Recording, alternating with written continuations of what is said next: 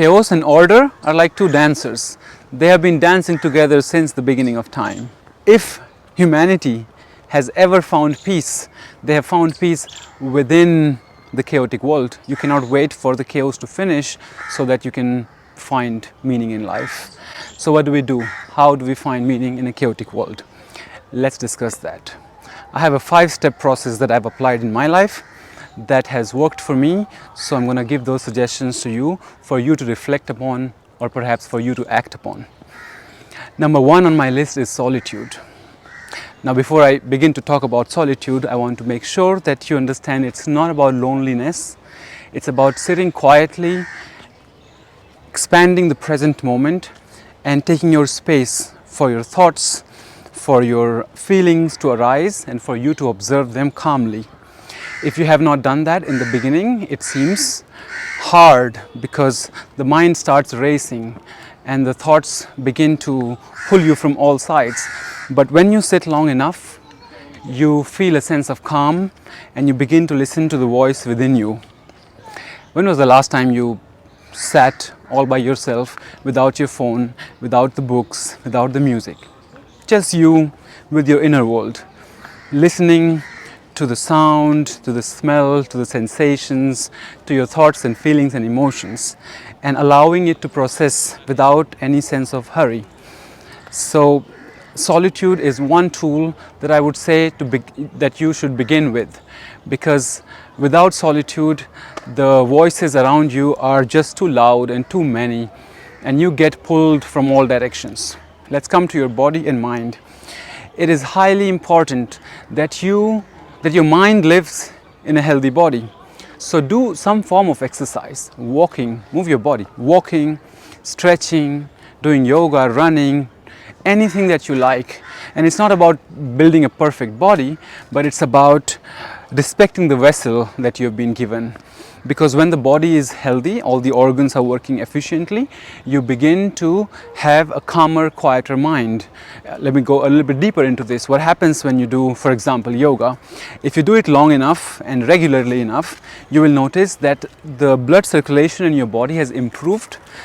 Your body's ability, your cells' abilities, and your cells are more than 100 trillions in the body. Their ability to absorb nutrition and excrete waste increases. Their ability to absorb oxygen and all the nutrients increases. And so when your body is working perfectly, when your mind is calm and quiet, because it also calms your heartbeat, so your heartbeat slows down, and your mind quiets down because it realizes that your body is calm right now. Taking care of your body will give you that mental state from which you can begin to find some clarity about what you should be doing. Some inspiration could come to you, some insights could come to you. Your mind needs to be focused because there is so much distraction in the world around us right now, is that if you're always being pulled from all sides, you can never really listen to the voice within you. It's important that you train your focus muscles. You could do this by reading books, by drawing, by painting, any activity that helps you build focus. What I do is I wake up in the morning and I start by reading a book for half an hour, or if I cannot do that, when I sleep, on most days, if not all the days, when I sleep, I read a book and go into my sleep with a calm mind, not with shorts and reels and messages and emails, because that just stimulates us too much and it creates chaos within. The chaos within and the chaos outside, they mirror each other. If you live in a healthy body and peaceful mind, the world seems less chaotic. And even if it really is not less chaotic, your ability to deal with chaos increases. You feel courageous, skillful, and powerful. So the chaos is much more manageable. Right, as I said in the beginning, you must find meaning while the chaos is still there, because you cannot wait for this utopia when there is no chaos, because it is not possible by the laws of nature. Everything has its opposing force, and so if there is day, there is night. If there is happiness, there is pain.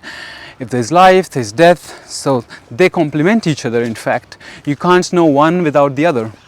Building focus will also give you a state of flow from time to time, and a state of flow is where you begin to find some meaning, because it's a state when a true presence is felt. It is in fact the absence of the person who is in the flow state, and it is the presence of presence, the presence of being. For example, you must have observed that sometimes you sit with your laptop and you make a coffee for you, and you get so lost in your work that you forget the coffee has become cold now. This is the flow state. You had no awareness of yourself in the moment, and you were just submerged in the work. Another example would be someone dancing freely for themselves, and even as a watcher, if you're watching them dancing, they might not have the best techniques, but if they are there, if they are feeling the flow of the dance, they're just one with everything around them. There is no sense that I am the dancer dancing. It's just dance. There's nothing else there. Only dance is happening. So that's a flow state. And you would like yourself to get to the flow state, which is not possible to get without being focused, choosing focused activities. You cannot have a short attention span and then go from one thing to other, all the time do multitasking. That doesn't help. One thing for long enough, deep enough, it gives you a deeper satisfaction. Let's move to the next thing, and this is important as well, because this is not it, right? This cannot be it. What you need after this is to broaden your perspective about life, to enhance your understanding of how life operates. So you can do it by understanding and knowing the bigger picture. How does our modern world work? How for example, you could study history, psychology, you could take interest in spirituality, because having those interests will give you a broadened perspective of how things work. For example, if you begin to take interest in history, not as a subject to study, but because you're curious and you want to know. So if you begin to study history, you will notice that from all the civilizations, there has always been hardships and wars and lack of comfort, lack of means to live a comfortable life. Yet they did find meaning. They did find peace. There were threats of constant attacks. Now you can walk with your headphone on the street or with a phone in front of you and not feel this fear that someone could come and attack you.